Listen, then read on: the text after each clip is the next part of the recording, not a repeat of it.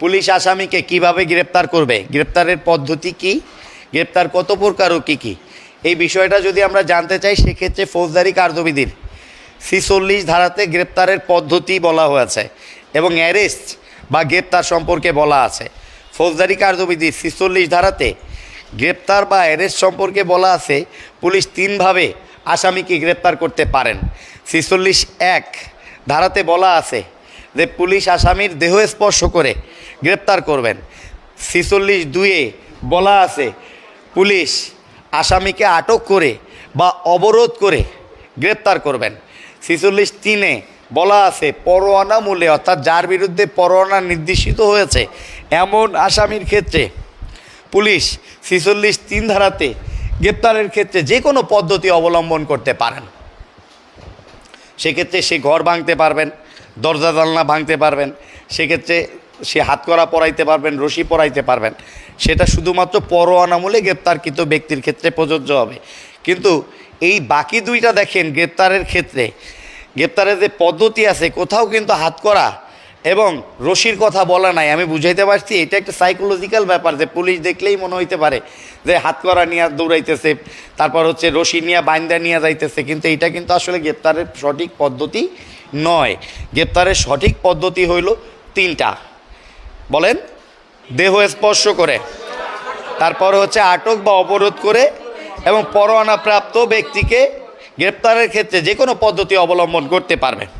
My dear, গ্রেপ্তারের পদ্ধতির সময় দেখেন, গ্রেপ্তার বা অ্যারেস্ট এই কথাটা যদি বলতে হয়, এর সাথে কিন্তু ওয়ারেন্ট আর অ্যারেস্ট উইদাউট ওয়ারেন্ট জড়িত না। এই দুইটা যাদের সাথে কাছে আছে তারাই তো হচ্ছে 46 ধারাতে অ্যারেস্ট হয়ে যাবে, তাই না?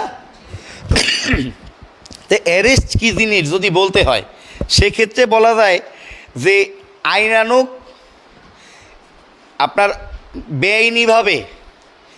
বেআইনিভাবে কোনো অপরাধীকে আইনগতভাবে আইনানুগ হেফাজতে নেওয়া বা আটক রাখাকে আমরা গ্রেপ্তার বলতে পারি। এখন এই আইনানুগ হেফাজত কিন্তু দুইটা, একটা হচ্ছে থানা হাজত আর একটা হলো জেল হাজত। আমি কি বুঝাইতে পারছি কথাটা? যখন পুলিশের কাছে থাকবে, পুলিশ কাস্টডিতে থাকবে, তখন এটার নাম হবে কিন্তু থানা হাজত। বুঝাইতে পারছি? যখন সে জেলে থাকবে তখন এটার নাম হবে জেল হাজত। তাহলে এর জন্য যদি থানা হাজতে যদি সে থাকে সেক্ষেত্রে গ্রেপ্তারের পর পদ্ধতি কী হইতে পারে, জেল হাজতে যদি থাকে সেক্ষেত্রে গ্রেপ্তারের পদ্ধতি কী হইতে পারে, অনেকগুলো ধারা এখানে বিস্তৃত হয়েছে। গ্রেপ্তারের সময় যদি আসামি কোথাও লুকিয়ে পড়ে, কোনো আবদ্ধ ঘরের মধ্যে লুকিয়ে পড়ে, কোনো বাড়িতে লুকিয়ে পড়ে, সেক্ষেত্রে পুলিশ তার দরজা জানলা ভেঙে ওই বাড়িতে প্রবেশ করে তাকে আটক করতে পারবে। এটা ফৌজদারি কার্যবিধির 47 ধারায় বলা আছে। এবং ফৌজদারি কার্যবিধির 47 ধারার যদি ব্যত্যয় করে বা কার্যকারিতা তৈরি করতে হয়, সেক্ষেত্রে যে বাড়ির দরজা জানলা সে ভাঙতে যাচ্ছে সেই বাড়ির মালিকের অনুমতি নিয়ে ঘরে প্রবেশ করতে হবে ফৌজদারি কার্যবিধির 48 ধারাতে। দেখেন, পুলিশ কিন্তু এক রিস্কে থাকে। আপনারা যদি পুলিশ ফাংশনে কাজ করেন সেক্ষেত্রে দেখবেন যে পুলিশের সাথে আছে না বন্ধুবান্ধব, পুলিশ খুব রিস্কে আছে। ওদের সাথে কথা বললেই শোনা যায় আসামি গ্রেপ্তার করতে যায়, রাত্রেবেলা ঝামেলা হয়, আসামি দেখা যায় এমন মাইর একটা দিয়ে দিছে দৌড়ানোর সময়, ওই মাইরে এখান থেকে পড়ে গেছে নাই। মানে ওরা তো ডেঞ্জারাস অপরাধী, তা ও এক জায়গায় লুকাইতেও পারে, আবার আপনাকেও বিপদগ্রস্ত করে রাখতে পারে না পুলিশকে বিপদগ্রস্ত করতে। সে পুলিশকে এক জায়গায় আটকায় রাখছে, সিটকানি দিয়ে আটকায় রাখছে, বা পুলিশের পথ অবরোধ করে রাখছে, পুলিশকে আটক করে রাখছে। সেক্ষেত্রে পুলিশ 49 ধারার ক্ষমতায় ওই দরজা জানলা ভেঙে বের হইতে পারবেন। আমি কি বুঝাইতে পারছি কথাটা? এখন দেখেন, আরেকজনের বাড়ির দরজা জানলা ভাঙবেন, পুলিশ হইছেন, আরেকজন কেউ কিছু কইতে পারবে না, কেমন একটা ব্যাপার না? আপনারা ক্ষমতা দিয়ে দিছে, ক্ষমতার একটু হ্রাস টানছে 50 ধারাতে এসে ফৌজদারি কার্যবিধির 50 ধারা এবং পিআরবি 330 ধারাতে 30 বিধিতে একটু হ্রাস টেনে কথা বলা হয়েছে, যতটুকু প্রয়োজন ততটুকু ক্ষমতা ব্যবহার করেন, ক্ষমতার অতিরিক্ত ব্যবহার করেন না। অর্থাৎ গ্রেপ্তারের সময় যতটুকু বল প্রয়োগ করা দরকার, জানলা ভাঙলে জানলাই ভাঙেন, দরজা ভাঙেন না। হ্যাঁ, সিটকানি ভাঙে গেলে দরজাটা ভাঙেন না। যতটুকু ক্ষমতা প্রয়োগ করা দরকার ঠিক ততটুকু ক্ষমতা প্রয়োগ করেন। কত ধারায় বলা আছে কার্যবিধির? 50 ধারায় বলা আছে। মাই ডিয়ার, বিনা পরোয়ানায় গ্রেপ্তার এই কথাটা মানে খুব মানে জড়িত অনেক কিছুর সাথে। এই কারণে অনেক কিছুর সাথে জড়িত যে ৫৪ ধারায় ৯ ধরনের ব্যক্তিকে বিনা পরোয়ানায় গ্রেপ্তার করতে পারে। আর এই ৫৪ ধারায় ৯ ধরনের ব্যক্তিকে গ্রেপ্তার করার পদ্ধতি আছে কত ধারায়? ৪৬ ধারাতে আছে। সরাসরি যদি জিজ্ঞেস করে গ্রেপ্তার আছে কত ধারাতে? ওয়ারেন্ট আছে কত ধারাতে? ওয়ারেন্ট মাথা কিন্তু খারাপ করে দিবে, এই শব্দগুলো খুব পরিচিত কিন্তু ঝামেলা করে। ৭৫-এ ওয়ারেন্ট আছে। অ্যারেস্ট উইদাউট ওয়ারেন্ট আছে কততে? ৫৪-তে আছে। আর অ্যারেস্ট আছে ৪৬, গ্রেপ্তার আছে ৪৬-এ, গ্রেপ্তারের পদ্ধতি আছে ৪৬-এ। প্যাচ তো লাগবেই, এ পরিচিত জায়গা। এখানে প্যাচ খুলতে চেষ্টা করতেছি। আমি যদি এক্সাইটেড হয়ে যাচ্ছি, এর কারণ এটা যে আপনাদের এক্সাইটেড না হলে কানে সীসা ডাইলা ওই শব্দগুলোর দিতে হবে, কারণ মস্তিষ্ক তো নিতে চাচ্ছে না। মস্তিষ্ক কি নিতে চাচ্ছে না। খুব পরিচিত জায়গা, দেখা যায় হোঁচট খাচ্ছি বেশি। তাহলে গ্রেপ্তার আছে কত ধারায়? ৪৬ ধারায়। ওয়ারেন্ট আছে কত ধারাতে? ৭৫ ধারাতে। তাহলে ৭৫ ধারা বাস্তবায়ন হবে ৪৬ ধারায়। বিনা পরোয়ানায় গ্রেপ্তার আছে কত ধারায়? Arrest without warrant, warrant, arrest, relax, খুবই ভালো। তাহলে গ্রেপ্তারের পদ্ধতি ৩টা। এরপর আবার যদি আপনি আরেকজনের বাড়িতে যায় লুকান, সেক্ষেত্রে আমি ঢোকার ক্ষমতা পাইলাম ৪৭-এ, ৪৮-এ বাড়ির মালিকের অনুমতি নিলাম যে আপনার দরজা জানলাটা ভাঙবো, ওরে রাখছেন কেন, ওর মতো লোক, তাই না? হ্যাঁ। এরপরে ৪৯-এ আমি একজন পুলিশ কর্মকর্তা, আমাকে আটক করছে, আমি দরজা জানলা ভাঙিয়া বের হয়ে যাব, তাই তো? ৫০-এ ক্ষমতা প্রয়োগের সীমা আছে। গ্রেপ্তারের ক্ষেত্রে ক্ষমতা প্রয়োগের সীমা আছে। যতটুকু প্রয়োজন ততটুকু ক্ষমতা প্রয়োগ করতে হবে, অতিরিক্ত ক্ষমতা প্রয়োগ করা যাবে না, প্রয়োজনের অতিরিক্ত ক্ষমতা প্রয়োগ করা যাবে না। রিল্যাক্স। দেখেন এখানে আরও কিছু ধারা আছে, এই ধারাগুলো তো আপনারা পড়ছেন, আমার মনে হয় যে এগুলো পড়ে আসছেন। এখানে ৫১ এবং ৫২ ধারাটা গ্রেপ্তারের ধারা, গ্রেপ্তারের রিলিভেন্ট ধারা। গ্রেপ্তারের পর কী ধরনের আচরণ করবে আসামির সাথে একটা ব্যাপার থাকে না, পুলিশ কী ধরনের আচরণ করবে, কি করবে, এটা বলা আছে। দেখেন গ্রেপ্তারের পর একটা তল্লাশি দিবে আপনারে। তল্লাশি দেওয়ার পর আপনার পরিদেহ না কিন্তু পরিদেহ, তাহলে পরিদেহ বস্ত্র ব্যতীত বাকি যা আছে সব পুলিশ নিজের হেফাজতে নেবে। রিল্যাক্স। গ্রেপ্তারের পর পরিদেহ বস্ত্র ব্যতীত যা আছে পুলিশ কি করবে, সব নিজ হেফাজতে নেবে। অর্থাৎ আপনার পরন টরেন, এই যে আপনার সব কিছু, এই যে ঘড়ি টড়ি, মানি ব্যাগ, আংটি, সব কিছু কি নিজ হেফাজতে নিয়ে নেবে। তাহলে এইটার নাম হইল পরিদেহ বস্ত্র ব্যতীত সকল কিছু পুলিশ নিজ হেফাজতে নিবে। ৫১। রিল্যাক্স, লেখেন না।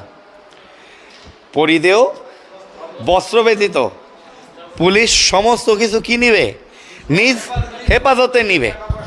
টাকা পয়সা যা আছে বাবা সবই নিবে। শুধু এখন গ্রেপ্তার, এইটা নেগেটিভ কোশ্চেন কেমনে হয় দেখেন। নেগেটিভ আপনি পড়ে গেছেন কি পজিটিভ। এখন স্যারে প্রশ্ন করছে, কত স্যার ভালো আমাদের, দেখেন প্রশ্ন করছে যে পুলিশ গ্রেপ্তারের পর কি নিজ জিম্মায় নিতে পারবেন না।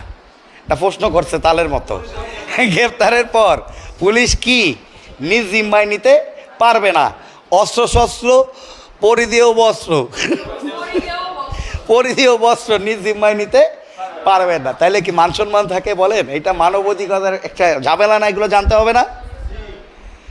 ওইটা কিন্তু মান সম্মান থাকে না, মান সম্মান রক্ষার জন্য বলছে। তাহলে পুলিশ কি নিতে পারবে না? ৫২ ফৌজদারি কার্যবিধির ৫২ ধারাটা আরও এক কাঠি সরেস ধারা, মানে মজা। ওই যে ও পাইছে আরও মজা।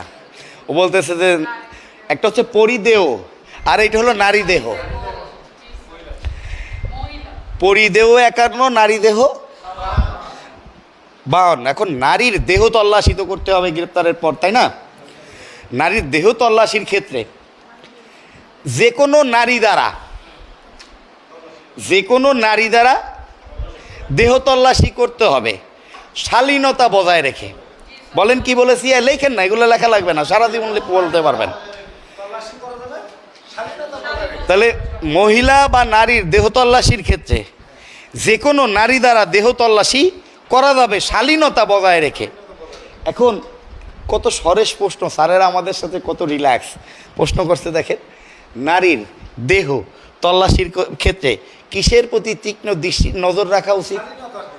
প্রশ্ন দেখেন যে নারীর দেহ তল্লাশির ক্ষেত্রে কিসের প্রতি তীক্ষ্ণ নজর রাখা উচিত বা দৃষ্টি রাখা উচিত? শালীনতা বজায়, শালীনতার উপর। অর্থাৎ মন যদি দোষ থাকে, আপনার তো হইতেই পারে এরকম, আমি নির্দোষ, তাহলে শালীনতার উপরে কি রাখতে হবে? নজর রাখতে হবে, তীক্ষ্ণ দৃষ্টি রাখতে হবে। এখানে শালীনতা বিষয়টা কি জিনিস এইটা আমি বুঝি না, আমি বুঝি রিল্যাক্স, অর্থাৎ তারে তেলা পোকা গায়ে উঠছে এরকম আচরণ করেন না। হ্যাঁ, এখন একজন নারী দ্বারা আর একজন নারীর হ্যাসাল হইতে পারে কি না সেইটা আপনার হইল আইন বিজ্ঞানের বিষয়, আমার বিষয় না। এখানে স্পষ্ট করে বলা আছে নারীটা কে হবে যে উত্তম। খেয়াল করেন, এই নারীটা কে? মহিলার দেহ তল্লাশির ক্ষেত্রে যে কোনো নারী, কিন্তু এখানে একটু উত্তম এবং অধম মধ্যম আছে। কীরকম দেখেন, তাহলে বলছে যে নারী দেহ তল্লাশির ক্ষেত্রে কে নারীর দেহ তল্লাশি করতে পারবে? ক মহিলা, খ মহিলা পুলিশ, খেয়াল করেন, গ যে কোনো মহিলা। এখন উত্তর কি হবে? যে কোনো মহিলা। রিল্যাক্স। তার মানে আপনি যদি ভুলে মহিলা পুলিশ দাগান, সেক্ষেত্রে কিন্তু উত্তরটা সুষম সুন্দর হইল না। এইখানে যে কোনো মহিলা, চুজ দ্য বেস্ট অ্যান্সার। মহিলা পুলিশের মধ্যে, মহিলা পুলিশ আর যত মহিলারা আছে তারা যে কোনো মহিলার মধ্যে অন্তর্ভুক্ত হইয়া গিয়েছে না? আমি বুঝাইতে পারতেছি? তাহলে চুজ দ্য বেস্ট অ্যান্সার আপনার মহিলা পুলিশ নাকি যে কোনো মহিলা? Relax, relax. তাইলে এখন প্রশ্ন করতেছে যে মহিলার দেহ তল্লাশি কে করতে পারে? অপশন দেখেন, তাল গাছ। এগুলো হলো আপনার অপশনে ভোগাবে আপনাকে। আমরা কিন্তু পাস করার জন্য পড়তে যাচ্ছি, অপশন বুঝতে হবে। অর্থাৎ আমরা এমসিকিউ পাস করার জন্য পড়তেছি, তাই না? আমরা রিটেন পাস করার জন্য পড়তেছি, তাহলে আমাদের অপশন আছে। যদি এমসিকিউ দেখেন কীরকম এমসিকিউ কইছে যে আমাদের জাতীয় মাছ কি? অপশন তো ওরকম দেয় নাই। অপশন দেখেন কি দিছে। দিছে হইলো আপনার গোলাপ ফুল, তারপর দিছে হলো আপনার হলো শাপলা ফুল, এরপর দিছে বাঘ, এরপর দিছে ইলিশ। এইটা কি প্রশ্ন? হালকা প্রশ্ন না? এখন প্রশ্ন যদি হইতো রুই মাছ, কাতল মাছ, ইলিশ মাছ, তখন প্রশ্নের মান বাড়তো না? আমি কি বুঝাইতে পারতেছি? প্রশ্নের ক্যাটাগরি আছে, নর্মাল প্রশ্ন, উচ্চতর দক্ষতার প্রশ্ন, ক্যাটাগরি আছে। তাহলে এই প্রশ্নটার ক্যাটাগরি ভিন্ন। উচ্চতর দক্ষতা যে বলছে যে মহিলার দেহ তল্লাশি করতে পারে কে? ক মহিলা পুলিশ, খ যে কোনো মহিলা। এইটা হলো উচ্চতর দক্ষতার প্রশ্ন, যে কোনো মহিলা। আবার প্রশ্ন করছে যে মহিলার দেহ তল্লাশি করতে পারে কে? ক মহিলা পুলিশ, খ র্যাব, গ পুলিশ, গ যে কোনো পুরুষ। মহিলা পুলিশ। এখন তো আমার চুজ দ্য বেস্ট অ্যান্সারে যে কোনো মহিলা নাই, একমাত্রই মহিলা এখানে বিরাজমান আছে, মহিলা পুলিশ আছে আমার অপশনে। আমি তো ওইটাই দাগাবো, তাই না? প্রশ্নের ক্যাটাগরি বুঝতে হবে, উত্তর কখন কি হবে। তাহলে মহিলার দেহ তল্লাশির ক্ষেত্রে কিসের প্রতি তীক্ষ্ণ দৃষ্টি রাখা উচিত? শালীনতার প্রতি তীক্ষ্ণ দৃষ্টি রাখা উচিত। ওয়ালাইকুম আসসালাম। দেখেন, আমার কাছে মনে হয় যে গ্রেপ্তার, অ্যারেস্ট উইদাউট অরেঞ্জ আর শুধু অরেঞ্জ, এই টপিক্সটা আপনাকে ভালো করে বুঝতে হবে। এইটা যদি আপনি না বোঝেন সেক্ষেত্রে কিন্তু ঝামেলা আছে। তাহলে 51 সাথে পিআরবি আমরা 322 বিধি মিলায় নিতে পারি। 51 সাথে পিআরবি 322, যদিও আমাদের যার লাগবে সে মিলায় নিতে পারেন। 51 সাথে পিআরবি 322, 52 সাথে 328 বিধি, 328 বিধি 52 সাথে। দেখেন,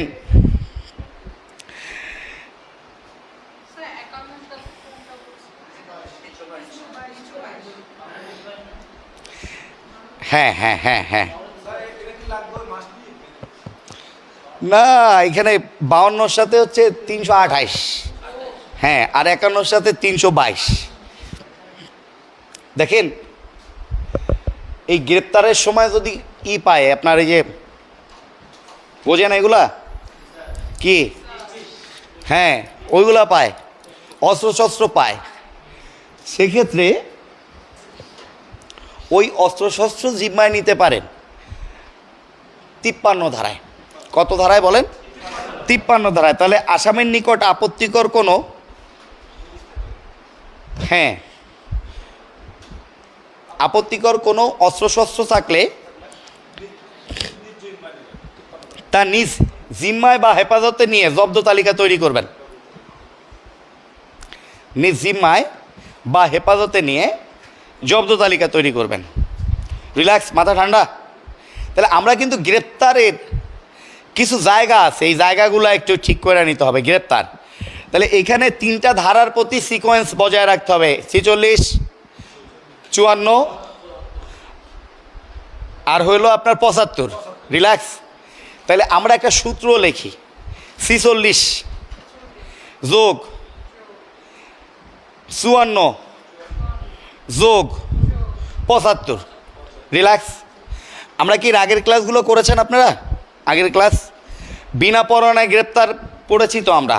তাহলে তাহলে আগো গোচো পুষ্পা যা অ, অর্থাৎ আমলযোগ্য অপরাধ করলে, ঘর ভাঙার সরঞ্জাম থাকলে, ঘোষিত অপরাধী হলে, চোরাই মাল পাওয়া গেলে,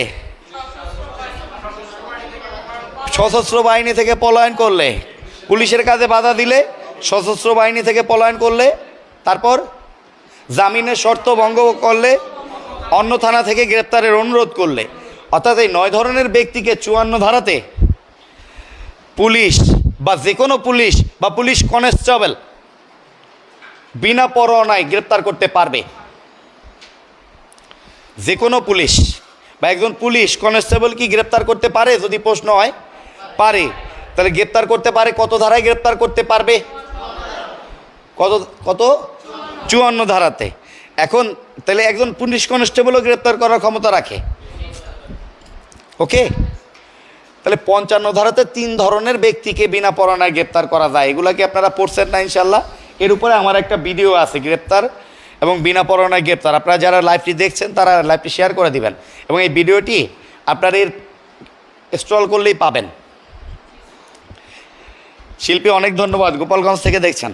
দেখেন আমরা যে সূত্রটা লিখছি 46, তাহলে 46-এর সাথে আমরা অনেকগুলো ধারা ইনভলভ করে নিতে পারি না? 46, 47, 48, 49, 50, 51, 52, 53 করতে পারি না? অর্থাৎ গ্রেপ্তারের যখন বলবে গ্রেপ্তারের পদ্ধতি কয়টি ও কী কী, বা গ্রেপ্তারের পদ্ধতি আলোচনা করুন, সকল ধারাকে রিলিভেন্ট করে দিতে পারবো না রিটেনে? পারবো না? 1-2 লাইন করে দিতে গ্রেপ্তারের পদ্ধতি যদি চাই, পারবো? আচ্ছা, এখন আমার কাছে এই গ্রেপ্তারটা নিয়ে একটা বিষয় তৈরি হয়েছে, যেটা আমরা লিখতেছিলাম যে 54 নিচে লেখেন 61, 61 নিচে লেখেন 167। 54, 61, 61 নিচে লেখেন 167, লিখেছেন? আর 75-এর নিচে লেখেন 81। Relax. Okay, relax my dear. এখানে কিন্তু খুব সোজা বিষয়। সোজা বিষয় হলো বিনা পরোয়ানা আর পরোয়ানা নিয়ে আমরা কথা বলতেছি। তাহলে যাকে পরোয়ানামূলে গ্রেপ্তার করা হচ্ছে, কত ধারায় গ্রেপ্তার হচ্ছে? 75 ধারায় পরোয়ানামূলে গ্রেপ্তার।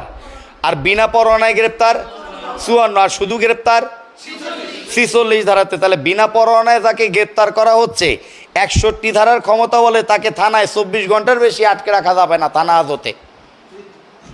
আমি কি বুঝাইতে পারতেছি কথাটা? যে আপনার বিনা পরোয়ানায় যাকে আপনি গ্রেপ্তার করতেছেন তাকে 24 ঘন্টার বেশি থানা হাজতে আটকে রাখা যাবে না। অর্থাৎ এইটার যদি পজিটিভ ভার্সন করেন, অর্থাৎ প্রত্যেকটা লাইনের কিন্তু নেগেটিভ পজিটিভ এখানে বুঝে যাইতে হবে। থানা হাজতে আটকে রাখা যাবে না মানেই তো থানার ভারপ্রাপ্ত কর্মকর্তা তাকে আদালতে প্রেরণ করবেন। থানায় রাখা যাবে না, কোথায় প্রেরণ করতে হবে? আদালতে প্রেরণ করতে হবে, তাই না? রিল্যাক্স, মাথা ঠান্ডা। যাকে পরোয়ানামূলে গ্রেপ্তার করা হয়েছে, কত ধারায় গ্রেপ্তার করছে পরোয়ানামূলে? 75 ধারাতে, তাই না?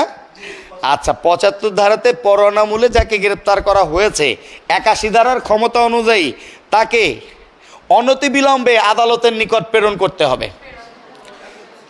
হ্যাঁ, তাহলে পরোয়ানামূলে গ্রেপ্তারকৃত ব্যক্তিকে বিলম্ব ছাড়া বা অনতিবিলম্বে আদালতে প্রেরণ করতে হবে কত ধারার ক্ষমতায়? রিল্যাক্স, মাথা ঠান্ডা কিনা, মাথা ঠান্ডা না হইলে কিন্তু বুঝাইতে পারবো না। হ্যাঁ, এখন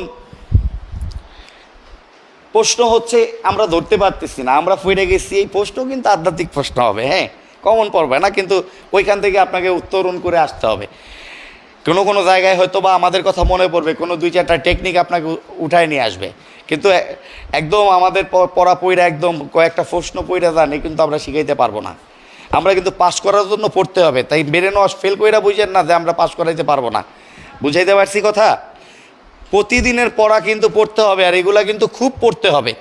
এই পড়াগুলো ফাঁকিবাজি করা যাবে না, ফৌজদারির ঝামেলা শেষ করে ফেলবো আমরা। তাহলে ২৪ ঘন্টার বেশি থানায় আটকে রাখা যাবে না, কত ধারায় বলছে? ৬১। তাহলে ৬১টার নিচে ১৬৭ লিখছি, লিখেছি কি না বাবা? ১৬৭ ধারায় বলছে যে পুলিশ যদি ২৪ ঘন্টার বেশি আসামিকে থানায় আটকে রাখতে চায় বা নাম ঠিকানা যদি ২৪ ঘন্টার মধ্যে উদ্ধার করতে না পারে, সেক্ষেত্রে তাকে ম্যাজিস্ট্রেটের নিকট হাজির করবে, হাজির করে রিমান্ডের আবেদন করবে। তাহলে বেশি যদি রাখতে চায়, থানায় রাখতে চায় ২৪ ঘন্টার বেশি, রিমান্ডের আবেদন করতে হবে, এই কথাটা বলা আছে ১৬৭-তে। আমি কি বুঝাইতে পারছি? তাহলে ২৪ ঘন্টার বেশি থানায় আটকে রাখা যাবে না, কত ধারায় বলছে? ৬১ ধারাতে। আর ২৪ ঘন্টার বেশি থানা হাজতে আটকে রাখতে হলে রিমান্ডের আবেদন করতে হবে, কত ধারায় বলছে? ১৬৭। Relax, relax. দেখেন, আমরা আরও একটা বিনা পরোয়ানায় গ্রেপ্তার আমরা পাই। আমরা চাইলে আরও একটা আপনার হচ্ছে গ্রেপ্তারের পদ্ধতি, গ্রেপ্তারের ধরনের মধ্যে আমরা চাইলে পাই। এখানে দুইটা জিনিস মাথায় রাখেন। একটা হলো আপনার ম্যাজিস্ট্রেট, একটা হলো পুলিশ, একটা হলো জনসাধারণ, একটা হলো আপনার আদালত। রিল্যাক্স। তাহলে বিনা পরোয়ানায় গ্রেপ্তার করতে পারেন কে? 100% পুলিশ। এখন যদি প্রশ্ন করা হয় যে জনসাধারণ কি গ্রেপ্তার করতে পারবে, বেসামরিক ব্যক্তি কি গ্রেপ্তার করতে পারবে বিনা পরোয়ানায়? ছোট একটা প্রশ্ন করতেছে আপনাকে, পারবে? ওই যে চোর মাইরে বাইন্দা রাখছে, দেখছেন আপনারা? চোর মাইরে কি করছে? বাইন্দা রাখছে। এই বাইন্দা রাখছে, একটা ক্ষমতা না থাকলে তো দেখা গেছে যারা বাইন্দা রাখছে এগুলো লইয়ে যেতে, তাই না? ওই যে গণদোলাই খাইতেছে, আপনার কি কয়, আর ইচ্ছা মতো এইগুলো বলা যায় না, শব্দ কিছু শব্দ আছে অ্যাভয়েড করে যাচ্ছে। হ্যাঁ, আপনার এই ফেসবুক কি করে, স্ট্রাইক মারে, প্রচুর পরিমাণ ভায়োলেন্স, আমি নাকি ভায়োলেন্স ছড়াচ্ছে এগুলা বলে, মানে স্ট্রাইক মারে ওরা। আরও জঘন্য কথা এগুলা। দেখেন, তাহলে জনসাধারণ যে কোনো ব্যক্তিকে, এবং জনসাধারণ মানে বেসামরিক অসামরিক, বলেন জনসাধারণ মানে কি? বেসামরিক অসামরিক। অসামরিক হলো সিভিলিয়ান, সাধারণ জনগণ, সিভিলিয়ান। হ্যাঁ, তাহলে জনসাধারণ, বেসামরিক বা অসামরিক ব্যক্তি বিনা পরোয়ানায় গ্রেপ্তার করতে পারবে তার সামনে যদি আমলযোগ্য অপরাধ সংগঠিত হয়। এটা ৫৯ ধারাতে। কত ধারাতে বলেন? কার্যবিধির ৫৯ ধারাতে অসামরিক বেসামরিক ব্যক্তি। হ্যাঁ, অসামরিক বেসামরিক এগুলো খুব ভালো কথা, কিন্তু হ্যাঁ, তার মানে আমলযোগ্য অপরাধ করতেছে, একজনে পিস্তল নিয়ে দৌড়াই যাইতেছে, আমি তার ঝাপায় ধরছি, এটা ধরছি কত ধারায়? ৫৯ ধারায় তারে ধরছি, তারে ধরাটা আমার অপরাধ হয় নাই, তাই না? আর যদি সে ঘোষিত অপরাধী হইতো, তারে আমি যাত্রায় ধরতাম, কত ধারায় ধরতাম? ৫৪ ধারাতে ধরতাম, তাই না? আর যদি সে ভবঘুরে হইতো আর অভ্যাসগত অপরাধী হইতো, তাইলে যদি আমি যাত্রায় ধরতাম ৫৫ ধারাতে বিনা পরোয়ানায় গ্রেপ্তার করা যাইতো, তাই না? আর জনসাধারণ বেসামরিক অসামরিক ব্যক্তি বিনা পরোয়ানায় গ্রেপ্তার করার ক্ষমতা পেয়েছে কত ধারায়? বাবা, ম্যাজিস্ট্রেট বিনা পরোয়ানায় গ্রেপ্তার করার ক্ষমতা রাখেন। কে রাখেন? ম্যাজিস্ট্রেটও বিনা পরোয়ানায় গ্রেপ্তার করার ক্ষমতা রাখেন। এখন ফৌজদারি যখন পড়বেন তখন যেখানে যেখানে ম্যাজিস্ট্রেট লেখা দেখবেন সেখানে সেইখানে মনে মনে কল্পনা করিয়া লইতে হইবে উনি বিচারিক ম্যাজিস্ট্রেট বা জুডিশিয়াল ম্যাজিস্ট্রেট। যেখানে যেখানে ম্যাজিস্ট্রেট শব্দ পাইবেন সেখানে সেখানে ঘটা করিয়া যদি বলা না থাকে সেক্ষেত্রে তাকে কি মনে করিতে হইবে? বিচারিক ম্যাজিস্ট্রেট বা জুডিশিয়াল ম্যাজিস্ট্রেট। তাহলে ম্যাজিস্ট্রেট বিনা পরোয়ানায় গ্রেপ্তার করতে পারেন 65 ধারাতে। কত ধারাতে? তাহলে আমরা লিখে নিতে পারি কথাটা যে ম্যাজিস্ট্রেট বিনা পরোয়ানায় গ্রেপ্তার করতে পারেন 65 ধারাতে। একজন ম্যাজিস্ট্রেট বিনা পরোয়ানায় গ্রেপ্তার করতে পারেন 65 ধারায়। রিল্যাক্স, মাথা ঠান্ডা। তাহলে আমি যদি এবার প্রশ্ন করি গ্রেপ্তার আছে কত ধারাতে? 46 ধারাতে। গ্রেপ্তারের পদ্ধতি আছে কত ধারাতে? 46 ধারাতে, তাই তো? শিওর? পরিদেহ আছে কত ধারায়? 51। আর নারী দেহ 52। আচ্ছা আচ্ছা, তাহলে যিনি নিজের নাম ও বাসস্থান গোপন করতে চান তাকে বিনা পরোয়ানায় গ্রেপ্তার করা যাবে 55 ধারাতে, মনে হয় না 57 ধারাতে। যিনি নিজের নাম ও বাসস্থান গোপন করতে চান তাকে বিনা পরোয়ানায় গ্রেপ্তার করা যাবে 57 ধারাতে। জনসাধারণ বা বেসামরিক ব্যক্তি বা অসামরিক ব্যক্তি বিনা পরোয়ানায় গ্রেপ্তার করবে কত ধারাতে? বুঝি নাই। 59। আর আপনার ম্যাজিস্ট্রেট বিনা পরোয়ানায় গ্রেপ্তার করবে কত ধারাতে? বাবা, একটা ঝামেলা আছে এইখানে, ঝামেলাটা বলি। লেখেন 59 যোগ 65 সমান সমান 54। 59 যোগ 65 সমান সমান 54। এখানে কিন্তু ঝামেলা আছে একটা।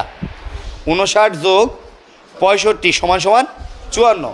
তাহলে জনসাধারণকে বিনা পরোয়ানায় গ্রেপ্তার করে রাখছে, রাখার পর কি তার পুলিশ খবর দিবে না? থানায় খবর দিবে তো, যেখানে যেখানে হয়েছে। তা পুলিশকে খবর দিছে, পুলিশ এসে যাকে জনসাধারণ গ্রেপ্তার করে রাখছে তাকে পুলিশ পুনরায় এসে 54 ধারায় গ্রেপ্তার করে নিবে। আমি কি বুঝাইতে পারছি কথাটা? তাহলে জনসাধারণ গ্রেপ্তার করতেছে কত ধারায়? 59 ধারাতে। আর তাকে আবার পুলিশ ওই আসবে না, থানা থেকে তো লোক আসবে, তা থানা থেকে লোক আসার পর সেই পুলিশ তাদেরকে গ্রেপ্তার করে নিয়ে যাবে কত ধারায়? 54 ধারায়। আমি কি বুঝাইতে পারছি কথাটা? যাকে জনসাধারণ গ্রেপ্তার করতেছে তাকে কিন্তু পুলিশ গ্রেপ্তার করে নিয়ে যাবে। যাকে ম্যাজিস্ট্রেট 65 ধারায় গ্রেপ্তার করতেছে তাকে আবার পুলিশ 54 ধারায় গ্রেপ্তার করে নিয়ে যাবে। রিল্যাক্স, ওকে? এখানে অনেক পড়া। হ্যাঁ, আমি সমন নিয়ে কথা বলতে চাইছিলেন আপনারা, তা সমনটা নিয়ে আমি কথা বলবো। তার আগে আমি কিন্তু আবারও বলছি, এই জায়গা থেকে কিন্তু প্রশ্ন হচ্ছে এখন, অর্থাৎ গ্রেপ্তার। তাহলে গ্রেপ্তার কত ধারায়? 46 ধারাতে। বিনা পরোয়ানায় গ্রেপ্তার 54 ধারাতে। পরোয়ানামূলে গ্রেপ্তার, ম্যাজিস্ট্রেট কর্তৃক গ্রেপ্তার বলেন 65। জনসাধারণ কর্তৃক গ্রেপ্তার, অনেক গ্রেপ্তার না? অনেকগুলা গ্রেপ্তার। এখন এই অনেকগুলা গ্রেপ্তারের মধ্যে আমি গ্রেপ্তারটাকে শেষ করেছিলাম আপনাদের গত ক্লাসে। আমি আপনাদেরকে তল্লাশি পরোয়ানা পর্যন্ত শেষ করে দিয়েছিলাম মনে হয়। এরপর পরোয়ানা স্থগিত পর্যন্ত মনে হয় আমি পড়িয়েছিলাম। যদি এরকম হয় সেক্ষেত্রে ওই স্লটটা একটু দেখে নিতে হবে। ওই স্লটটা দেখছেন না? ওইটা একটু দেখে নিয়েন। তাহলে আমি সমন নিয়ে একটু কথা বলি। সমন, এখন সমন কি আর নোটিশ কি এইটা একটু বুঝতে হবে। সমন কি আর নোটিশ কি? দেখেন, দুইটাই হলো নোটিশ। যখন কোনো সরকারি বিভাগ থেকে আপনার কোনো চিঠি ইস্যু হয়, কোনো নির্বাহী বিভাগ থেকে যখন কোনো চিঠি ইস্যু হবে তখন ওইটার নাম হবে নোটিশ। আমি বুঝাইতে পারছি? আর আদালত থেকে যখন আপনার প্রতি কোনো চিঠি ইস্যু হবে তখন ওইটার নাম হবে সমন। আপনার উপস্থিতির জন্য যখন আদালত থেকে কোনো চিঠি ইস্যু হবে ওইটার নাম কি হবে? সমন। আর যখন ওই চিঠিটা কোনো নির্বাহী বিভাগ থেকে বা যে কোনো সরকারি অফিস থেকে ইস্যু হচ্ছে তখন ওইটা কি? নোটিশ। খুবই গুরুত্বপূর্ণ কথা। তাহলে সমনের সাথে একটা কিসের? নেজারত বিভাগের সম্পর্ক আছে। সমনের সাথে একটা নেজারত বিভাগের সম্পর্ক আছে। সমন জারি করে কে? দেওয়ানিতে প্রশ্ন হয় এরকম, নেজারত বিভাগ থেকে ইস্যু হয় সমন। নাজির আছে, তাই না? উজির নাজির শুনছেন না? ওই নাজির যেখানে বসে সেইটার নাম নেজারত বিভাগ। এই নেজারত বিভাগ থেকে সমন ইস্যু হয়। সেরেস্তা বিভাগে না, সেরেস্তা বিভাগে মামলা ফাইলিং হয়। মামলা ফাইলিং হওয়ার পর 5 কার্যদিবসের মধ্যে সমন ইস্যু বাধ্যতামূলক দেওয়ানি কার্যবিধিতে। কার কাছে মামলা ফাইলিং হয়? সেরেস্তার কাছে একটা মামলা, দেওয়ানি মামলা ফাইলিং হচ্ছে। ফাইলিং হওয়ার পর 5 কার্যদিবসের মধ্যে সমন জারি বাধ্যতামূলক। যদি 5 কার্যদিবসের মধ্যে সমন জারি করা না হয়, সেক্ষেত্রে আদালত অসদাচরণের দায়ে দোষী সাব্যস্ত হবে। ডেঞ্জারাস কথা। তাহলে সমন দেওয়ানিতেও আছে, ফৌজদারিতেও আছে। একটু ঝামেলা লাগে এই কারণে আমাদের। তাহলে দেওয়ানিতে আদেশ 5-এ আছে সমন। দেওয়ানিতে কত বলেন? আদেশ 5-এ আছে সমন। আর ফৌজদারি কার্যবিধির 68 ধারাতে সমন আছে। দেওয়ানিতে আদেশ 5 আর ফৌজদারিতে 68 ধারাতে। দেখেন, দেওয়ানি সমন, ফৌজদারি সমন কথাবার্তা এক। আদালতে হাজির হওয়ার জন্য নির্দিষ্ট সময়ে নির্দিষ্ট দিনে উপস্থিত হওয়ার জন্য লিখিত নোটিশকে সমন বলে, বলা যায় না? আদালতে নির্দিষ্ট সময়ে নির্দিষ্ট দিনে উপস্থিত হওয়ার জন্য লিখিত নোটিশকে সমন বলে। তাহলে সমন কোথা থেকে নির্দেশিত হচ্ছে? নেজারত বিভাগ থেকে। সেরেস্তা বিভাগে হচ্ছে মামলা ফাইলিং হচ্ছে, আর নেজারত বিভাগ থেকে কি হচ্ছে? সমন ইস্যু হচ্ছে। তাহলে ধরেন 5 কার্যদিবসের মধ্যে সমন ফাটাইছে। দেওয়ানি মামলা চিন্তা করতে হবে, কিন্তু এখন ফৌজদারি না। 5 কার্যদিবসের মধ্যে সমন পাঠাইছে। এখন সমন পাঠানোর পর বিবাদীর মাথায় ব্যথা, বিবাদী আর হাজির হয় না। দেখবেন মামলা খাওয়ার পর আমাদের কিন্তু একটা নেচার আছে, আমরা কই বাড়িতে নাই, অর্থাৎ পালায় গেছি। অর্থাৎ আমরা হচ্ছে ওই আদালত শুনলে বা ঘরে পুলিশ আসলেই কি আমরা হওয়া, এটা কিন্তু আমাদের বংশ পরম্পরায় চলে আসছে। এই রেওয়াজ, এটা অভ্যাস হয়ে গেছে। কয় কি বাড়িতে নাই? হ্যাঁ, রাইট। না, বাড়িতে নাই বলে দৌড় দিচ্ছে। সমন বিবাদী রিসিভ করতেছে না। সমন বিবাদী রিসিভ না করা কিন্তু ভালো কাজ না। আপনি সমন রিসিভ যদি নাও করেন, আপনার বিরুদ্ধে মামলা চলবে, দেওয়ানিও চলবে, ফৌজদারিও চলবে। আমি কি বুঝাইতে পারতেছি কথাটা? এখন এই সমন 3টা জায়গায় আছে। আপনার দেওয়ানি ফৌজদারি রিলিভেন্ট করে পড়াই। তাহলে দেওয়ানিতে সমন আছে কততে বললাম? আদেশ 5, ধারা 27, ধারা 27, আদেশ 5, ধারা 27। তাহলে বিবাদীর প্রতি সমন নির্দেশিত হয় কত আদেশে? বিধি 1। 5 আসতে আদেশ, বিধি 1 বাবা। হ্যাঁ, তাহলে আদেশ হলো অর্ডার, আর ধারা হলো সেকশন। তাহলে বিবাদীর প্রতি সমন নির্দেশিত হয় কত ধারায়? ধারা চেয়েছে, প্লিজ প্রশ্ন বোঝেন। এইটাই ঝামেলা এখানে, আর কোনো ঝামেলা নাই। তাহলে দেওয়ানি কার্যবিধিতে কত ধারায় সমন আছে? 27 ধারায়। দেওয়ানি কার্যবিধিতে কত আদেশে সমন আছে? ঝামেলা না প্রশ্ন? কোনো পেস না, জাস্ট আপনি অ্যাবসেন্ট মাইন্ড কিনা প্রশ্নের সাথে, আপনি প্রশ্নকে হালকাভাবে নিছেন কি, নিয়ে আর কি করতেছেন কিনা। আসেন না, একটা হাউসে পরীক্ষার হলে গেছি, ওকে হালকাভাবে নিছেন কিনা ও দেখতেছে যে এটা সিরিয়াসভাবে নিতে হবে। তাহলে সমন কিন্তু আবার কোথায় আছে? ফৌজদারি কার্যবিধির 68 ধারায় সমন আছে। আবার সমন আরও একটা জায়গায় আছে বাবা, ফৌজদারি কার্যবিধির 204 ধারাতে নালিশি মামলার সমন বা পরোয়ানা আছে। লেখা নিতে পারেন কথাটা, ফৌজদারি কার্যবিধির। হ্যাঁ, 204, ওটা সমন স্থগিত, পরোয়ানা স্থগিত আছে বাবা। 202 এটা নাই। 204 নালিশি মামলার সমন। হ্যাঁ, নালিশি বা সিআর মামলা, নালিশি মামলা বা সিআর মামলায় সমন। তাহলে সিআর মামলারও সমন আছে, তাই না? আবার সিআর মামলারও সমন আছে। তাহলে রেগুলার পুলিশ সমন দিচ্ছে, পুলিশি মামলায় সমন পাইছে কততে? 68। আর আপনি নালিশি মামলায় সমন পাইছেন কততে? 204। দেওয়ানি কার্যবিধিতে সমন পাইছেন কত ধারায়? 27 ধারায়। কত আদেশে সমন পাইলেন? রিল্যাক্স বাবা। সমন, হ্যাঁ সুমন। এই সুমন আপনার ওই বাংলা তাই তো হয়, ইংরেজিতে তাই না? সুমন সুমন বা সমন। এখন এই সমন সবসময় মাথায় রাখতে হবে যে সমন 4 ভাবে জারি হয় দেওয়ানি কার্যবিধিতে, আর পুলিশে 2 ভাবে জারি হবে। দেওয়ানি কার্যবিধিতে কয় ভাবে জারি হবে? 4 ভাবে। আর পুলিশে হবে কয় ভাবে? 2 ভাবে, অর্থাৎ ফৌজদারিতে 2 ভাবে হবে। দেওয়ানি 4 ভাবে আর ফৌজদারিতে 2 ভাবে। ওকে, এখন দেওয়ানি মামলায় সমন জারি 4 ভাবে কি কি, এগুলো আপনারা সবাই জানেন। একটু কলমটাকে একটু অব্যাহতি দেন, রাখেন।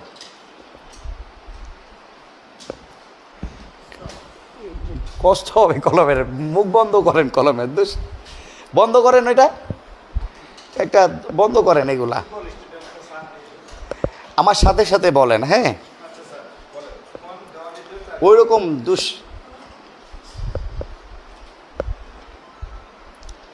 5-1, 5-20, 5-21 থেকে 30, 5-30, 5-1, 5-20, 5-21 থেকে 30, 5-30। রিল্যাক্স, মাথা ঠান্ডা। যদি বলা হয় যে 5-1-এ ব্যক্তিগতভাবে সমন আছে, লেখেন না 5-1-এ কি আছে? ব্যক্তিগতভাবে সমন আছে। তাহলে আদেশ 5 বিধি 1-এ ব্যক্তিগতভাবে সমন। 5-1, 5-20-এ বিকল্প পদ্ধতিতে সমন। তাহলে 5-1-এ ব্যক্তিগত সমন বলেন, 5-20-এ বিকল্প পদ্ধতিতে সমন, 5-21 থেকে 30-এ ডাকযোগে সমন। রিল্যাক্স। আর 5-30-এ ডিজিটাল পদ্ধতিতে সমন, অর্থাৎ ইমেল করে, ফ্যাক্স করে, এখন হোয়াটসঅ্যাপ করে। যে ভোক্তা অধিকার সেদিন বলছে আমরা তাকে কি করেছি, হোয়াটসঅ্যাপ করেছি, সে সিন করেছে কিন্তু কোনো উত্তর দেয় নাই, তার মানে জারি হয়ে গেছে। সিন করা মানে কি? জারি হয়ে গেছে। কত স্মার্ট দেশ বাংলাদেশ। সমন এখন কিন্তু ডিজিটাল পদ্ধতিতেও জারি করা যাবে, হোয়াটসঅ্যাপের মাধ্যমে জারি করা যাবে, ইমেলের মাধ্যমে জারি করা যাবে, ফ্যাক্সের মাধ্যমে জারি করা যাবে। বুঝাইতে পারছি? দেখেন, সবসময় আদালত এইটা বোঝে যে বিবাদী বাড়িতে নাই। আদালত কিন্তু এটা বোঝে যে বিবাদী, দেখা যায় কোর্টের একটা কাগজ আছে, শুইবেই না, বাড়িতে তো নাই, আমিও ধরবো না। এই যে একটা অনীহা আদালতের প্রতি, এইটা কিন্তু আপনার হচ্ছে প্রতিকার পাবেন না আপনি কিন্তু ভোগের লেন। এখানে মাথায় একটা ফাউ টেনশন, কাগজটা রিসিভ করে দেখেন না কি হয়েছে। আপনি এটা নিয়ে পালায় বেড়াইলে হবে না, এটা ফেস করতে হবে আপনাকে ফেস করতে হবে না, নাকি এটা নিয়ে দৌড়াবেন খালি। যে জায়গায় দেখবেন পুলিশ কেয়ামত থেকে কেয়ামত হয়ে যাবে, তা তো করা যাবে না। এটা ফেস করতে হবে, এটা সমাধান না। আজকে হোক না হয় কালকে করতে হবে। যত দিন যাবে তত জটিলতা বাড়বে, কারণ আদালতের বিষয়। এই কারণে আদালত থেকে যদি কোনো কাগজপত্র আসে, আপনি এটা ফেস করেন। আপনি যদি বিবাদী হন, আপনি একজন আইনজীবী নিয়োগ করেন। আইনজীবী এসে আপনার ব্যাপারে যা যা ভালো মন্দ, আপনি দোষী না নির্দোষ, এখন দেখা যায় যে সবাই নির্দোষ, যারা মামলা মোকদ্দমা করে ম্যাক্সিমামই নির্দোষ। আপনার আইসে দাবি করে যে যা লাগে নেন, আমার নির্দোষ বলেন, আমি তো নির্দোষী, আমি তো ছিলাম না ওইখানে, এইভাবেই বলে। তো জমি জমার ক্ষেত্রে আপনাকে মাথায় রাখতে হবে যে সমন জারি করাটা বাধ্যতামূলক। সমন জারি না হইলে মামলা চালু হয় না। দেওয়ানি মামলা সমন জারি করতে হবে, সেটা কোন 4টা পদ্ধতির যে কোনো একটা পদ্ধতিতে জারি করে নিতে হবে, একটার পর একটা। অর্থাৎ আমি তাকে বিকল্প পদ্ধতিতে সমন পাঠাইছি, সে সমন রিসিভ করে নাই, তাহলে বিনা জারিতে ফেরত আসলো। জারি না হইলে হবে কি? বিনা জারিতে ফেরত আসছে।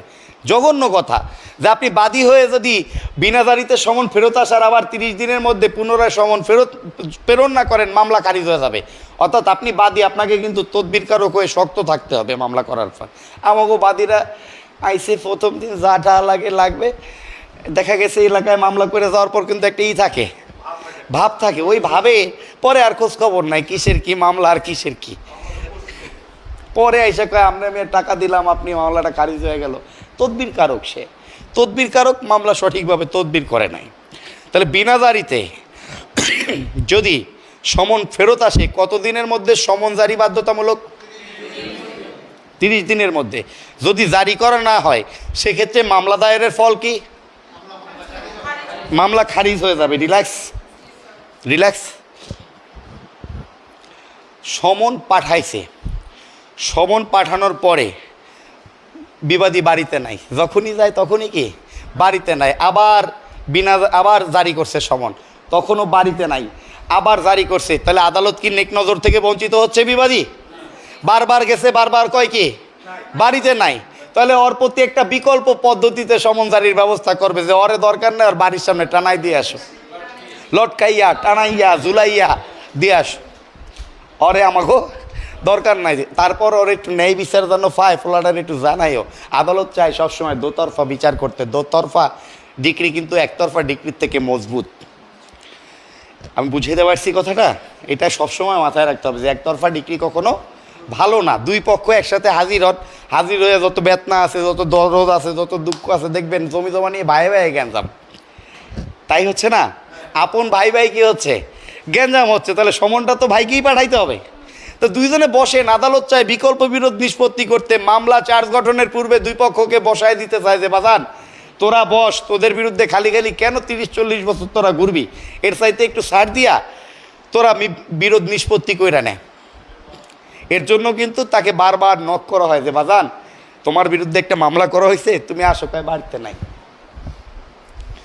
হচ্ছে না বাড়িতে নাই বলে, বিকল্প পদ্ধতিতে তার বিরুদ্ধে জারি হয়েছে। এখন দেখা যায় হয় বিকল্প পদ্ধতি দিয়ে দেবে, নাইলে রেজিস্ট্রি করে ডাকযোগে দেবে।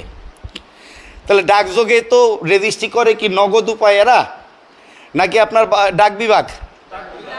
এই তো, তার মানে রেজিস্ট্রি করে ডাক বিভাগের সিল সাপোর্ট দিয়ে কইবে যে বাজান তুমি আমাকে কাছে আসো, ডাকযোগে প্রেরণ করবে। তুমি যদি 30 দিনের মধ্যে আমাকে কাছে না আসো, সেক্ষেত্রে তোমার বিরুদ্ধে আমরা নিয়মিত মামলা চলমান রাখবো। এইটার নাম হচ্ছে এডি করে। তা এডি করার মজাটা কি দেখেন, বিকল্প উপায়ে সমন জারির থেকে এডি করার মজাটাই আপনি যখনই রেজিস্ট্রি করে দিচ্ছেন, সে গ্রহণ করুক বা না করুক, শুদ্ধ পদ্ধতিতে সমন জারি হয়েছে বলে গণ্য হবে। অর্থাৎ এডি করে বা ডাকযোগে যদি আপনি সমন প্রেরণ করেন, সেক্ষেত্রে সে গ্রহণ করুক আর না করুক 30 কার্য দিবসের মধ্যে সমন জারি হয়েছে বলে গণ্য হবে। আমি কি বুঝাইতে পারছি? শিওর? দেখেন, এরপরও সে বলতে পারে আমরা পাই নাই।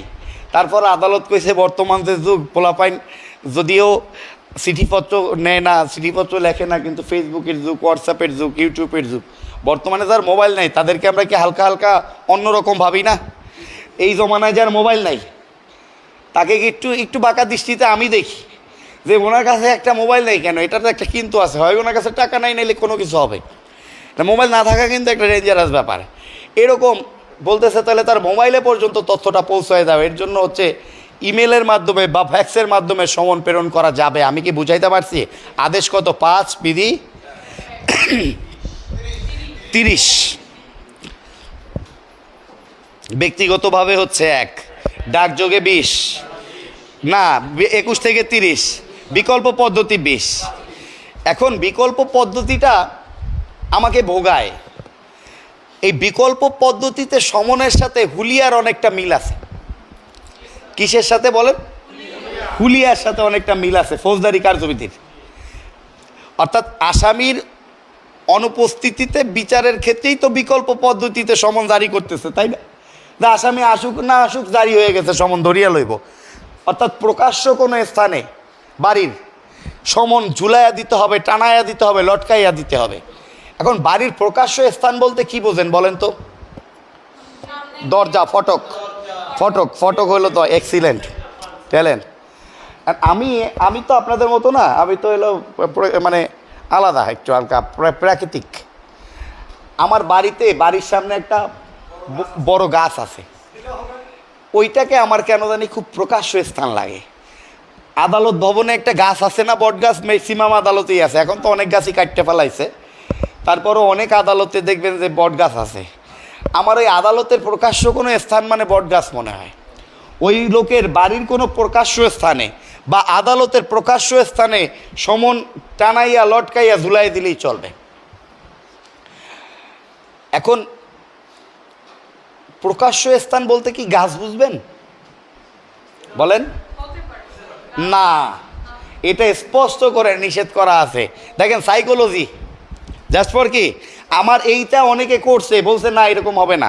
তাহলে গাছকে প্রকাশ্য কোনো স্থান ভাবা যাবে না, ফটক হইতে হবে প্রকাশ্য স্থান। আর আদালতের প্রকাশ্য স্থান কোনটা? Notice board. প্রত্যেক আদালতে কি আছে? একটা নোটিশ বোর্ড আছে, তাই না? ওই নোটিশ বোর্ডে যখন পিন আপ করে দেবে ওইটাই তো টানায়া দেবে, ওইটাই নাম টানায়া লটকায়া, ওইটাই হচ্ছে প্রকাশ্য স্থান। রিল্যাক্স। এখন সমনের ক্ষেত্রে ঝামেলা আছে, সংশোধনী আসছে রিসেন্ট কিছু কিছু সংশোধনী আসছে। সেই সংশোধনীটা হলো যে কোনো সাবালক সদস্য সমন গ্রহণ করতে পারবে। বলেন কি বলেছি? আগে ছিল যে কোনো সাবালক পুরুষ সদস্য, পুরুষটা কাইটা দিছে। আমি কি বুঝাইতে পারছি কথাটা? পুরুষটা কি করে দিছে?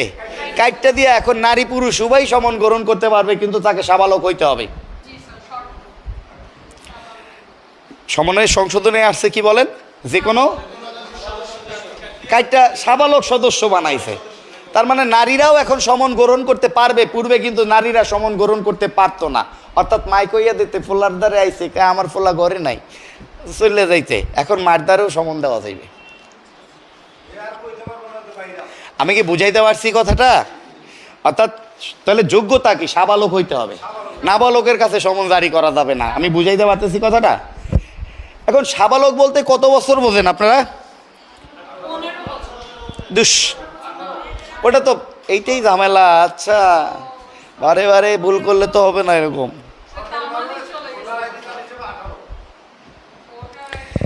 এইটাই সত্যি যে 18 বছর, 18 বছর পর্যন্ত শিশু,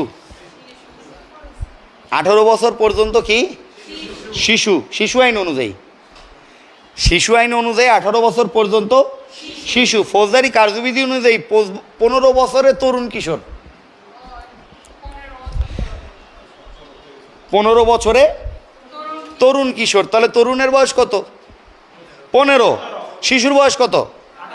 18। এগুলো মাথায় রাখতে হবে, নাইলে বিপদ আছে সামনে। তাহলে শিশু কত বছর? পড়াইছি তো 100%, আমার তো মনে আছে। তরুণ কিশোর। আর সমনের ক্ষেত্রে সাবালক সদস্যের বয়স হবে 16। সমনের ক্ষেত্রে শুধু সাবালক সদস্য 18 বছরের ঊর্ধ্বে সবাই, কিন্তু সমনের ক্ষেত্রে সাবালক সদস্যের বয়স হবে 16। সুমন 16। ওর পাশে আমি আর 2-3 পোস্টে নাই হয়ে যাবো, বুঝছেন? ও কি সকালে আসেন নাই না, এই কারণে এনার্জি অনেক। আসছিলেন? দেখি না এখন, ভাইয়াকে দেখি না আমি। মাথা ঠান্ডা, রিল্যাক্স। তাহলে তরুণের বয়স কত? সমনের। মহিলারা কি সমন গ্রহণ করতে পারবে? বাড়ির মা সমন গ্রহণ করতে পারবে। ফৌজদারি কার্যবিধিতেও বাড়ির মা সমন গ্রহণ করতে পারবে। আমি কি বুঝাইতে পারছি কথাটা? তাহলে পূর্বে ছিল মহিলারা সমন গ্রহণ করতে পারতো না, এখন সমন গ্রহণ করতে পারবে। তাহলে সমন গ্রহণের যোগ্যতা কি? সাবালক হওয়া। আর এই সাবালক কত বছরে আমরা নর্মাল সাবালক পাবো? 16 বছর পর্যন্ত। উপরে যারা আছে সবাই সাবালক, সমনের ক্ষেত্রে শুধু। আর এমনি সাবালক কিন্তু 18 বছরের ঊর্ধ্বে, ন্যাশনাল সাবালক। যাই হোক, এত কিছু আমার বিষয় না। আমি যেটা বুঝাইতে চাচ্ছি সেইটা হচ্ছে যে সমন জারি করার তো 4টা পদ্ধতি আমি জানছি। একটা হচ্ছে ব্যক্তিগতভাবে 5-1, বিকল্প পদ্ধতিতে 5-20, তারপর হচ্ছে ডাকযোগে 21 থেকে 30, আর ইমেল ফ্যাক্স 30, 5-30। রিল্যাক্স। এখন এই সমনের ক্ষেত্রে আমাকে মাথায় রাখতে হবে সমন 30 দিন আর বাধ্যতামূলক 5 দিন। তাহলে একটি মামলা যথাযথভাবে দায়েরের পর কত কার্য দিবসের মধ্যে সমন জারি বাধ্যতামূলক? 5 কার্য দিবস, অর্থাৎ বাধ্যতামূলক 5 দিন, তাই তো? ইয়া বাদ দিয়ে সব 30 সমনের ক্ষেত্রে। এটা টেকনিক, বাধ্যতামূলক 5 দিন, ইহা বাদ দিয়া সব 30। হ্যাঁ, সব 30।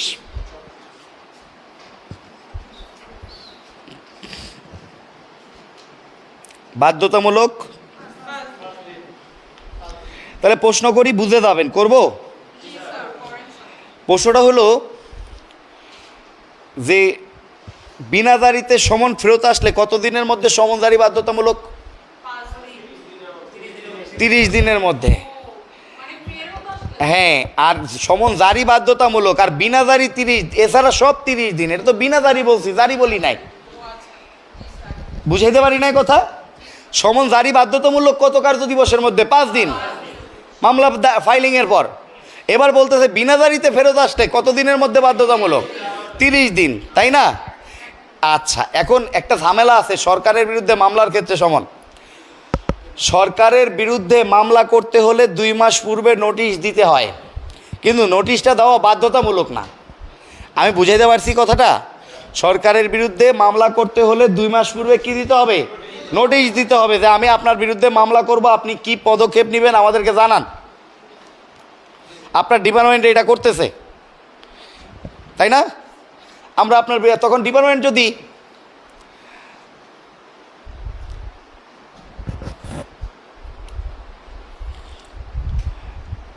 যদি সে আপনার হচ্ছে সমনের ক্ষেত্রে আপনাকে মাথায় রাখতে হবে, এখানে একটা প্রশ্ন করছে যে এটা সংশোধনী, এগুলো অনেক আগে সংশোধনী হয়েছে, খোঁজখবর রাখতে হবে। এই খোঁজখবরগুলো রাখতে হবে, খোঁজখবর রাখেন না, খোঁজখবর রাখতে হবে। এবং নারী সমন গ্রহণ করতে পারে, এই কথাই একটা বলতে চাইছিলাম যে কে সমন গ্রহণ করতে পারে না, এটা একটা গুরুত্বপূর্ণ প্রশ্ন। কিন্তু কম বয়সী অর্থাৎ নাবালক সদস্য, নাবালক পুরুষ সদস্য, এরা সমন গ্রহণ করতে পারে না। এই একটা ডিসেবিলিটি আছে। আর একজনের ডিসেবিলিটি আছে যিনি সমন গ্রহণ করতে পারবেন না। বাবা, চাকর বাকর তো পরিবারের অংশ না। শুনতে খুব মানবিক, মানে কিন্তু বাস্তবে কি তাকে সম্পত্তির মূল্য দেন? মানুষ পোষ্যপুত্রকে সম্পত্তি দেয় না, আর তো চাকর বাকর, তাই না? তার মানে চাকর বাকর মুখে মুখে যতই বলেন, সে তো চাকর বাকর, ভিত্ত। তাহলে চাকর বাকর পরিবারের সদস্য নয়। যেহেতু চাকর বা ভিত্ত, বাকর শুনলে কেমন খারাপ শোনায়। আচ্ছা, চাকর বা ভিত্ত যেহেতু পরিবারের সদস্য নয়, তাই তিনি সমন গ্রহণ করতে পারবেন না। অর্থাৎ ঘরে একটা লোক ছিল, সে আমার বাড়ির চাকর, হুজুর আছে না, যুক্তি আছে না? ওই সময় আসেন নাই কেন? ওই সময় জারিকারক অফিসার কইতে পারে ওই সময় একটা লোক দেখে আসছি। এ কি বলে, ওই সময় বাড়িতে লোক ছিল, হুজুর উনি তো আমার বাড়িতে চাকর ছিল বা ভিত্ত। ভিত্তের উপরে আপনি সমন জারি করে আসতে পারেন না। আমি কি বুঝাইতে পারতেছি? তাহলে কার উপরে সমন জারি করা যাবে না? ভিত্ত বা চাকরের উপরে সমন জারি করা যাবে না। যেটা আগে মহিলা ছিল, যেটা আগে, যেহেতু পরিবারের সদস্য নয়। এখন মাথায় রাখতে হবে যে পরিবারের সাবালক সদস্য সমন গ্রহণ করতে পারবে। ওকে, তাহলে ভিত্ত কি আমার পরিবারের সদস্য? চাকর বাকর? রিল্যাক্স, আমি খেয়ে হারাইতেছি যে কথাটা আমি বলতে যাচ্ছি। সমন জারি করবে কে? সমন জারি করবে কে? এমন একটা অফিসে ঢুকাইছেন আমাকে, এটা অনেক কথা। সমন জারি করবে কে? সমন জারিকারক অফিসার। হ্যাঁ, সমন জারি করবে কে বলেন? সমন জারিকারক অফিসার। আবার যার উপর নির্দেশিত হয়। এখন এইটা যার উপর নির্দেশিত হয়, পুলিশের উপরেও নির্দেশিত হইতে পারে, আবার জারিকারক অফিসারের উপরেও নির্দেশিত হইতে পারে। আমি বুঝাইতে পারছি কথাটা? সমন জারি করবে কে বলেন? জারিকারক অফিসার। তাহলে যদি প্রশ্ন করে যে জারিকারক অফিসার কে, সেটা হইতে পারে আদালতের নিযুক্ত ব্যক্তি। আদালতের নিযুক্ত ব্যক্তি হইতে পারে জারিকারক অফিসার, আবার হইতে পারে পুলিশ। ওকে, আচ্ছা, এখন আমি যেটা বলতে চাই, এটা বলতে পারতেছি না যে হুলিয়ার সাথে বিকল্প পদ্ধতিতে সমনের একটা সম্পর্ক বলছিলাম, আপনার কে হারায় ফেলতেছি কথা, তাই না? হুলিয়ার সাথে বিকল্প পদ্ধতিতে, তাহলে হুলিয়া আছে কার্যবিধি 87 ধারাতে, ফৌজদারি কার্যবিধির। আর বিকল্প পদ্ধতিতে সমন আছে আদেশ 5 বিধি 20-এ। তাহলে এই দুইটার সাথে সিমিলার কীরকম দেখেন। তা আপনি না আসলে মামলা শুনেনি হবে, এইটা বিকল্প পদ্ধতিতে সমনে বলা হয়। আপনার ঘরে টানাই দিয়ে গেলাম, হুলিয়ার সাথে একটা ডেরা পিটানোর সম্পর্ক আছে, টানাইয়া ঝুলাইয়া লটকানোর একটা সম্পর্ক আছে। আবার বিকল্প পদ্ধতিতে সাথেও কি একটা ডেরা পিটানোর সম্পর্ক আছে, টানাইয়া ঝুলাইয়া লটকাইয়া সম্পর্ক আছে। তাহলে দেওয়ানি মামলা যখন বিবাদীর অনুপস্থিতিতে আপনার হচ্ছে বিচার্য বিষয় গঠন করা হবে, ইস্যু গঠন করা হবে, এইটা তাকে জানাই দেওয়া হবে যে বাজান তুমি যদি 30 দিনের মধ্যে হাজির না হও, নির্দিষ্ট সময় নির্দিষ্ট দিনে, সেক্ষেত্রে তোমার বিরুদ্ধে আমরা বিকল্প পদ্ধতিতে সমন করে দিলাম, তোমার আর আসার দরকার নাই, নাইলে তাড়াতাড়ি আসো। আর হুলিয়াতেও সেম কথা বলবে যে বাদান তুমি যদি হাজির না হও তোমার অনুপস্থিতিতে মামলার বিচার শুরু হবে, সেম কথা না? বিকল্প পদ্ধতিতেও বলছে তোমার অনুপস্থিতিতে মামলার কি হবে, বিচার শুরু হবে। আর এখানেও বলতেছে তোমার পদ্ধতিতে মামলার তুমি হাজির না হইলে তোমার অনুপস্থিতিতে ফৌজদারি মামলার বিচার শুরু হয়ে যাবে। এইটার নাম হচ্ছে হুলিয়া। তাহলে হুলিয়ার ক্ষেত্রেও আসামি যদি হাজির না হয় সেক্ষেত্রে আদালত হুলিয়া জারি করতে পারে। সমনের পর হুলিয়া জারি করে সে একটা পত্রিকায়, দুইটা বাংলা পত্রিকায় আসামিকে হাজির হওয়ার জন্য একটা বিজ্ঞপ্তি প্রচার করবে। আমি বুঝাইতে পারছি? আর বিকল্প পদ্ধতিতে সমনেও যদি আপনি পত্রিকার মাধ্যমে বিজ্ঞপ্তি দিয়ে বিবাদীকে হাজির হইতে বলেন, সেটাও আপনার বিকল্প পদ্ধতিতে সমনের অন্তর্ভুক্ত হবে। দেওয়ানিতে যদি পত্রিকায় বিজ্ঞপ্তি দিয়ে দেয় না অনেকে, বিবাদী বিজ্ঞপ্তি দিয়ে আপনি সমন জারি করেন, সেক্ষেত্রে সেটা কি সমন বলে গণ্য হবে? বিকল্প পদ্ধতিতে। আর আসামির অনুপস্থিতিতে 30 দিনের মধ্যে হাজির হওয়ার জন্য পত্রিকায়, দুইটা বাংলা পত্রিকায় যে বিজ্ঞপ্তি দেওয়া হয় তার নামই কি? হুলিয়া। তাহলে এখানেও পত্রিকা আছে, ওখানেও পত্রিকা আছে। হুলিয়ার ক্ষেত্রে দুইটা বাংলা পত্রিকা বাধ্যতামূলক। তাহলে হুলিয়া জারির ক্ষেত্রে দুইটা বাংলা পত্রিকা। আর সমন জারির ক্ষেত্রে, বিকল্প পদ্ধতিতে সমন জারির ক্ষেত্রে বলা হয়েছে যে পত্রিকা দেওয়ার দরকার নাই, এমনি টানায় দিলেই হবে। আর কেউ যদি পত্রিকায় দিতে চায় সেক্ষেত্রে তা বিকল্প পদ্ধতিতে সমন জারি হয়েছে বলে গণ্য হবে। রিল্যাক্স। তাহলে আমি ধরে নিচ্ছি সমন আছে কত ধারায়? দেওয়ানি কার্যবিধি, ফৌজদারি কার্যবিধি 68 ধারা। তাহলে সমন আছে, আদেশ কত? দেওয়ানি কার্যবিধি 5 আদেশে আছে, 5 আদেশে সমন আছে। আচ্ছা, হুলিয়া আছে কত ধারাতে? বিকল্প পদ্ধতিতে সমন আছে কত ধারাতে? এখন একটা খুব গুরুত্বপূর্ণ কথা, সমনের কথা শেষ হয় না। যত সংখ্যক বিবাদী তত সংখ্যক সমন দেওয়ানি কার্যবিধিতে, দেওয়ানি মামলার ক্ষেত্রে। আমার বিবাদী যদি 15 জন হয়, আমার সমনের কপি হবে কয়টা? যদি 5 জন হয় তাহলে দেওয়ানি সমন হবে যত সংখ্যক বিবাদী তত সংখ্যক সমন। বলেন একবার, যত সংখ্যক বিবাদী তত সংখ্যক সমন। আমার বিবাদী যদি 1 জন হয়, 5 জন, 10 জন, ফৌজদারি সমনের কপি হয় 2টা। ফৌজদারি সমনের কপি হবে কয়টা? 2টা। আর দেওয়ানি সমন যত সংখ্যক বিবাদী তত সংখ্যক সমন। মাথায় থাকবে, দেওয়ানি সমন কয়টা? যত সংখ্যক বিবাদী তত সংখ্যক সমন, মানে যে কয়জন বিবাদী সেই কয়টা সমন। আর ফৌজদারি সমন হবে 2টা। রিল্যাক্স। দেওয়ানি সমনের সাথে আরজির একটা কপি সংযুক্ত করতে হয়, কিন্তু ফৌজদারিতে করতে হয় না। ফৌজদারিতে ওইসব দরকার নেই, আইসা বোঝেন। ফৌজদারিতে কি আদালতে আইসা বোঝেন, আপনাকে আদালতে ডাকছে ফৌজদারি মামলায়, এটা হেলাফেলা করা যাবে না। এরপরই দেখা যাবে যে আপনার বিরুদ্ধে ওয়ারেন্ট হয়ে গেছে, তাই না? এরপর ওয়ারেন্ট না হইলে আপনার বিরুদ্ধে হুলিয়া হয়ে যাবে। এরপর হুলিয়া না হইলে আপনার বিরুদ্ধে ক্রোক হয়ে যাবে। একটার পর একটা ব্যবস্থা আপনার বিরুদ্ধে রাখা হয়েছে ফৌজদারি আদালতে, কোনো সমস্যা নাই। তাহলে আপনাকে ডাকা হয়েছে, আপনাকে আসতে হবে। তাহলে সমন, ফৌজদারি সমন 2টা। এখানে 2টা দেওয়া হয়, জারিকারক অফিসারের কাছে একটা থাকে, আর একটা জারি হয়। আমি কি বুঝাইতে পারছি? এখন এটা খুবই গুরুত্বপূর্ণ প্রশ্ন যে আপনার সমন জারিকারক আদালত কোনটি? সমন জারিকারক আদালত কোনটি? তাহলে আমরা এক কথায় বলতে পারি না রিল্যাক্স। এটা বুঝাইতে গেলে এই বাড়িটা বুঝতে হইবে। এই যে 2টা বাড়ি দেখতেছেন এখানে, দেখেন এইটা, হ্যাঁ, এইটা 2টা জেলা মনে করেন, বর্ডার, 2 জেলায় বর্ডার 2টা বাড়ি। একটা বাড়ি হলো আপনার নারায়ণগঞ্জ, আরেকটা হলো ঢাকা। ওকে, একটা হলো নারায়ণগঞ্জে আর একটা ঢাকায়। বাবা, নারায়ণগঞ্জ আদালত আর ঢাকার আদালতে এবার একটু চিন্তা করেন। ওকে, তাহলে আপনার ঢাকার আদালতে মামলা করলে ওইটার নাম হবে মূল আদালত, অরিজিনাল জুরিডিকশন, প্রাথমিক আদালত। অরিজিনাল জুরিডিকশন যে আদালতে আপনি মামলা করেন। আমি কি বুঝাইতে পারছি? তাহলে আপনি যদি ঢাকায় মামলা করেন, তাহলে আপনার বিবাদী যদি নারায়ণগঞ্জে থাকে, তাহলে কি জুরিডিকশন চেঞ্জ হয়ে যাচ্ছে না? আমি কি বুঝাইতে পারতেছি জুরিডিকশন জিনিসটা কি? সমনের জুরিডিকশন কিন্তু বুঝতে হবে, নাহলে বিপদ আছে। রিল্যাক্স। মামলা চলতেছে ঢাকায়, আমার বিবাদী জালোঘাটিতে, তাহলে জুরিডিকশন কি চেঞ্জ হইতেছে না? জালোঘাটি জুরিডিকশনে পড়তেছে না? তাহলে এই সকল ক্ষেত্রে খেয়াল করতে হবে, যে আদালত সমন জারি করে তাকে জারিকারক আদালত বলে। আমি মামলা করছি ঢাকায়, আমি সমন পাঠাইছি জালোকাঠি আদালতে, তাহলে জারি করবে কে?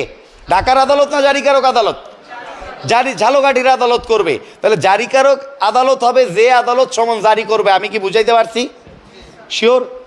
তাহলে আমার মামলা করছি আমি যশোরে, আমার আসামি আছে আপনার ঢাকায়, সেক্ষেত্রে আমার জারিকারক আদালত হবে কোনটা? সমনের কপি আমি ঢাকায় পাঠাইছি। বুঝা বলতেছেন?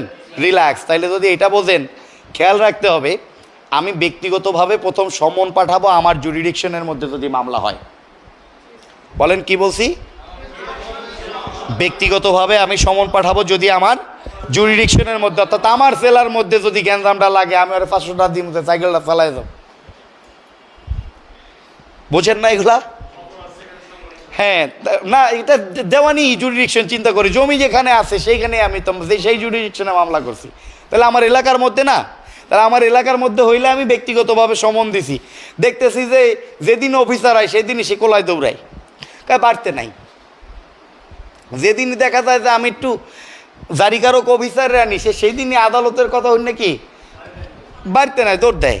তখন আমি বিজ্ঞ আদালতে জানাইছি, হুজুর লোক তো সুবিধার না, এ প্রতিদিনই বাড়িতে থাকে, কিন্তু আপনাকে দেখলে দৌড় দেয়। এর বিরুদ্ধে একটা কি করেন, বিকল্প পদ্ধতিতে সমন জারির ব্যবস্থা করেন। তা আদালত বিকল্প পদ্ধতিতে সমন জারির একটা ব্যবস্থা করছে, টানাইয়া লুটকায়া জারি কইরা তার অনুপস্থিতিতে মামলার বিচার করতে পারবে। কিন্তু বিবাদিত এখন এক জেলায় থাকে, বুঝলাম তার বিরুদ্ধে এটা নির্দেশিত হয়েছে, যদি আলাদা জেলায় থাকে তাহলে এডি কইরা সমন পাঠাবো। আমি কি বুঝাইতে পারছি? বিবাদী যদি আলাদা জেলায় থাকে সেক্ষেত্রে তার বিরুদ্ধে কি করব বলেন? এডি করে সমন পাঠাবো। এডি করে সমন পাঠানোর পর ওই জেলায় জারিকারক আদালতে পাঠাবো। ওই জারিকারক আদালত সমন জারি করলে সেটা জারিকারক আদালত বলে গণ্য হবে। রিল্যাক্স। বিবাদী যদি আরেক জেলায় থাকে, আমি এখন ইমেল ফ্যাক্স করে তার বিরুদ্ধে সমন পাঠাবো। একই জুরিডিকশনে, এবং জুরিডিকশন আলাদা চিন্তা না করলে কিন্তু বিপদ। আমি বুঝাইতে পারছি? শিওর? তাহলে সমন নিয়ে অনেক কথা, বুঝতে পারছেন? এইখানে শেষ করাটা কঠিন। তো সমন নিয়ে যেহেতু অনেক কথা বলতেছি, সমন জারিকারক আদালত তো বুঝছেন। তারপর সমন নির্দেশিত হয় কোথা থেকে তো বুঝছেন। সমন কয়ভাবে জারি হবে? 4 ভাবে জারি হবে। দেওয়ানি ফৌজদারি 2 ভাবে জারি হবে। এক জারিকারক অফিসার জারি করতে পারে সমন, আর পুলিশ জারি করতে পারে ফৌজদারি সমন। ওকে, আচ্ছা। এরপর যদি আপনাকে প্রশ্ন করা হয় যে সমন কত দিনের মধ্যে জারি বাধ্যতামূলক, বিনা জারিতে ফেরত আসলে ব্যক্তিগতভাবে কত আদেশে সমনের আবেদন করবেন? 5-1-এ। বিকল্প পদ্ধতিতে আবেদন করবেন 5-20-এ করবেন। আচ্ছা, এডি করবেন কততে? 21 থেকে 30। এডি মানে ডাকযোগে প্রেরণ, ডাকযোগ মানে এডি। ওকে, আচ্ছা। এরপর যদি বলে হয় ইমেল বা ফ্যাক্স করবেন কততে? রিল্যাক্স। এখন আবার ঝামেলা আছে। লেখেন 5 সমান। তা তো অবশ্যই 5 সমান।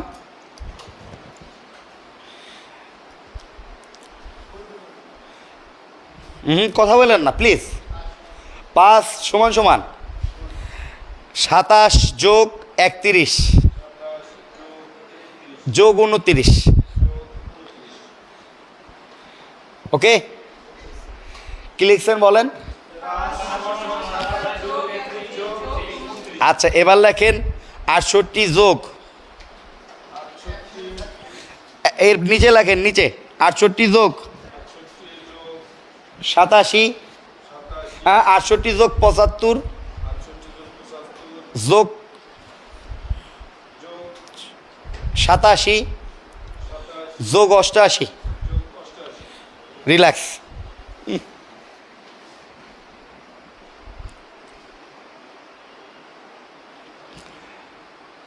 27 কোথায় লিখছেন? বিবাদী লেখেন 27-এর নিচে। হ্যাঁ, লিখেছেন? 27-এর নিচে বিবাদী। আচ্ছা, 31-এর নিচে লেখেন বাদী সাক্ষী।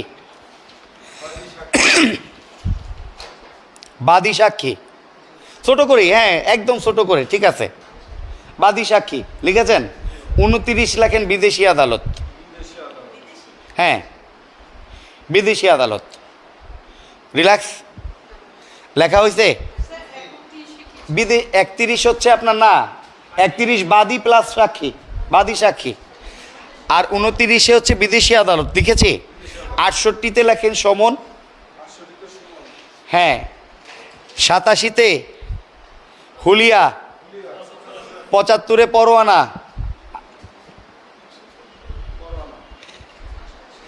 87-তে হুলিয়া, 88-তে ক্রপ। রিল্যাক্স।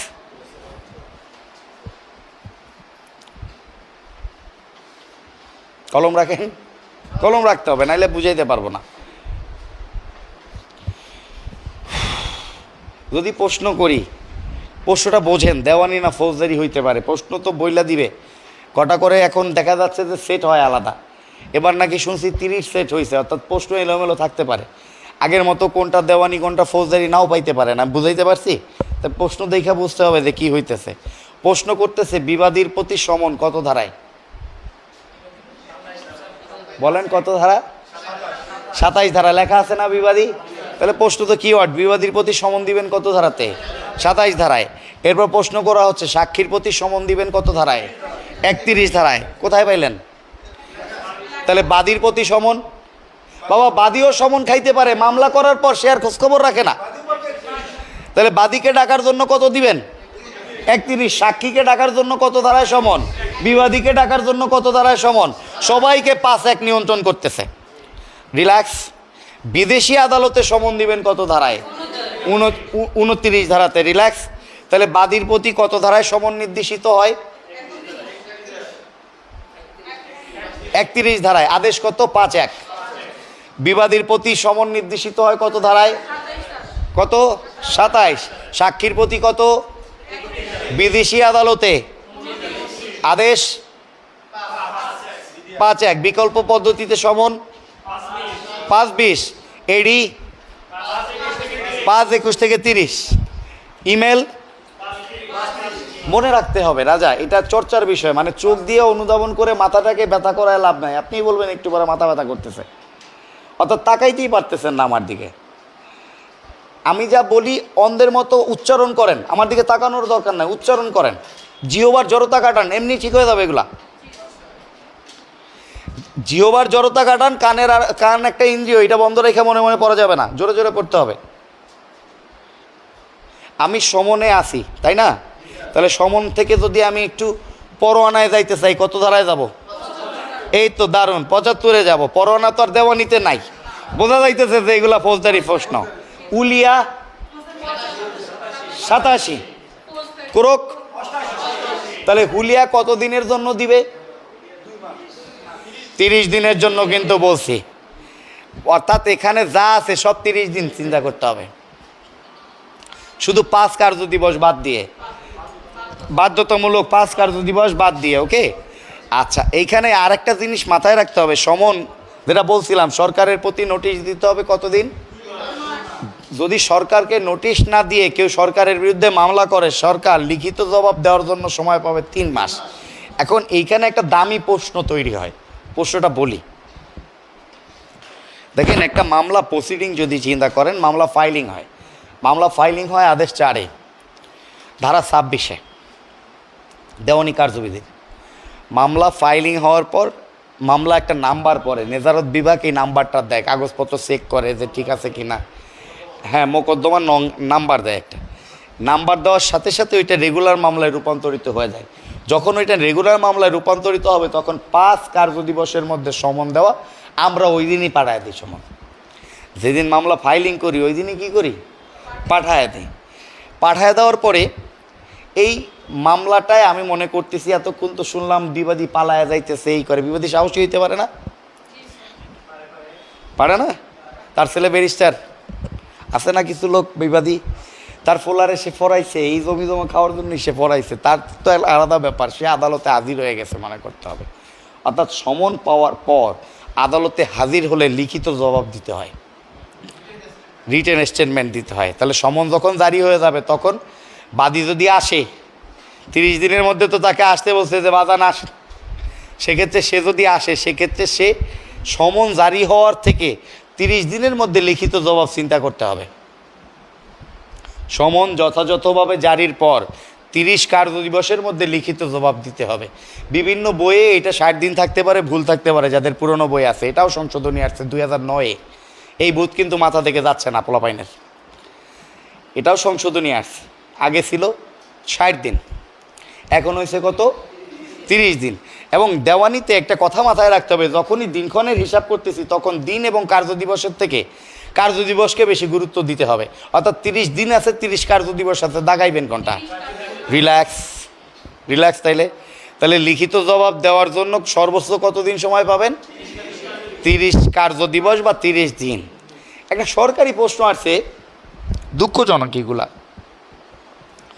সরকারি প্রশ্নটা আসছে এবং অনেক বইয়েও এখনও ভুল পাচ্ছে, এটাও দুঃখজনক, যে সমন জারির পর সর্বোচ্চ কতদিনের মধ্যে লিখিত জবাব দিতে হয়? ক রিল্যাক্স, ক 60 দিন, খ 30 দিন, গ 30 কার্যদিবস, ঘ 90 দিন। 30 সরকারি প্রশ্ন, এটা সরকারি প্রশ্ন। কেন 30 দিন দাগাইলাম না কার্যদিবস দাগাইলাম? আপনারা স্মার্ট, আপনারা নতুন যুগের লোকজন, এই কারণে খবর রাখেন। অনেক বইয়ের মধ্যে এটা 60 দিন আছে সর্বোচ্চ দেখা, তারা কিন্তু খবরই রাখতেছে না যে 2009 সালে এখানে একটা সংশোধনী আসছে। আমি কি বুঝাইতে পারতেছি কথাটা? আবার তাদের যুক্তি কি মিয়া, এখানে যদি দিন চাইলে দিন কার্যদিবস আছে দেখা 30 কার্যদিবস হয়, দিন চাইলে 60 দিনই দাগাইতাম। আবার তারা যুক্তিও দেখায়, আমি অনেকের ভিডিও দেখেছি, আমি অবাক হয়ে যাই যেগুলো কি বলে। ওর কথা কি বুঝতে পারতেছেন? এখানে কিন্তু 60 দিন কোনোভাবেই দাগানো যাবে না, একটা সংশোধনী আসছে 2009। তাহলে এইটা সর্বোচ্চ চাইলে কার্যদিবস মনে করব। তাহলে লিখিত জবাব দেওয়ার জন্য সর্বোচ্চ কত দিন? 30 দিন। অপশনে যদি কার্যদিবস থাকে, কার্যদিবস প্রাধান্য পাবে, তাই তো? এখন প্রশ্ন করতেছে, দেখেন এর সাথে আরও অতিরিক্ত 30 দিন সময় পাওয়া যাবে, খেয়াল করেন। অর্থাৎ 30 দিনে যদি কাজ না হয়, এর জন্য আরও অতিরিক্ত 30 দিন সময় পাওয়া যাবে। ওই সকালবেলা আসছিল, এত এনার্জি পায় কই?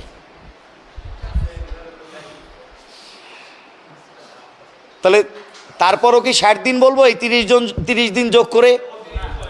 না, কখনোই এগুলা যোগ হবে না। আমি এর আগে গলা ফাটায় মরে যাইতেছি। এবার 2023 সালে যে প্রশ্নগুলা হয়েছে এর মধ্যে যদি ওই যে মধ্যস্থতা করার জন্য 90 দিন অনেকের বইয়ে আছে, আমি বারবার মনে হয় গলাবাজি করছি যে এটা 60 দিন হবে, কোনো দিন 90 দিন হইতে পারে না। অপশনে যদি 90 দিন থাকতো এবার 24 সালের প্রশ্নে, তাহলে কিন্তু ভুগতো অনেকে। অপশনে 90 দিন ছিলই না, 60 দিন ছিল। আমি বুঝাইতে পারছি কথাটা? এরকম আমি যেগুলো বলতেছি আমি কিন্তু খুব সুস্থ মস্তিষ্কে বলতেছি, আমাকে ফলো করতে হবে, যে যাই বলুক না কেন। বুঝাইতে পারছি? তাহলে লিখিত জবাব দেওয়ার জন্য সর্বোচ্চ 60 দিন না 30 দিন? ওই 30 দিন কি যোগ করব? কোনো জায়গায় যোগ করব না, আমরা কোনো জায়গায় যোগ করে আসবো না। আমি বুঝাইতে পারছি? তাহলে খেয়াল করেন, ভুল, এটা আমি জানি আছে, ভুল আছে। তাহলে রিল্যাক্স। তাহলে সমন কত দিনের মধ্যে জারি বাধ্যতামূলক? একদম জবাই দেব,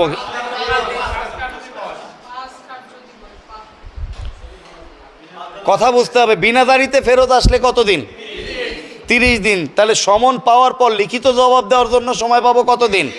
এর জন্য আরও অতিরিক্ত কতদিন সময় পাবে? এই কথাটা বলতেছি এই কারণে যে সরকারকে নিয়ে টেনশনে আছি। সরকারের বিরুদ্ধে নোটিশ দিবেন যদি তার বিরুদ্ধে মামলা করতে চান 2 মাসের জন্য, যে আপনি কি একটা ব্যবস্থা নেন। সরকার যদি দেখেন 2 মাস পর কোনো ব্যবস্থা নেয় নাই, সেক্ষেত্রে তার বিরুদ্ধে মামলা করেন, সেক্ষেত্রে সরকার লিখিত জবাব দিবে 1 মাসের মধ্যে। আর সরকারকে যদি নোটিশ ছাড়া সরকারের বিরুদ্ধে মামলা করেন, সরকার লিখিত জবাব দেওয়ার জন্য সময় পাবে 3 মাস। আমি কি বুঝাইতে পারছি? শিওর? তাহলে কথাটা এরকম দাঁড়ায় না, দেখেন তো।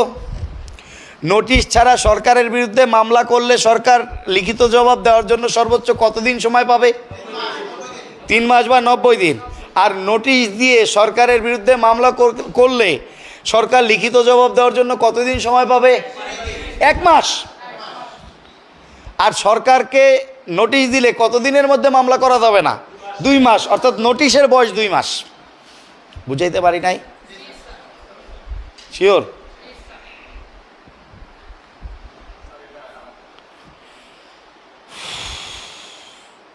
সরকার তো বোঝেন।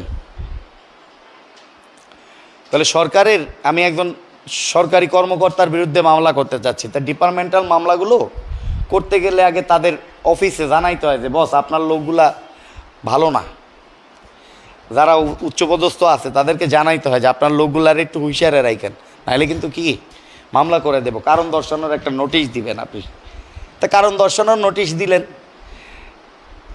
এই নোটিশের বয়স হচ্ছে 2 মাস। যখনই আপনি নোটিশ প্রদান করলেন এই 2 মাসের মধ্যে কিন্তু আর মামলা করবেন না। আমি কি বুঝাইতে পারছি? এই 2 মাস পরে আপনি মামলা করলে সরকার 1 মাস সময় পাবে লিখিত জবাব দেওয়ার জন্য। Relax relax. আর যদি আপনি এই নোটিশটা না দেন সেক্ষেত্রে সরকার লিখিত জবাব দেওয়ার জন্য সময় পাবে 3 মাস। অর্থাৎ আমরা জানি না নোটিশ দিলি হয়ে যেতে মামলা করাই লাগতো না, 3 মাস সময় দেন, ব্যবস্থা নিচ্ছি। আমি কি বুঝাইতে পারছি কথাটা? শিওর? তাহলে লিখিত জবাব কত দিনের মধ্যে দিবেন?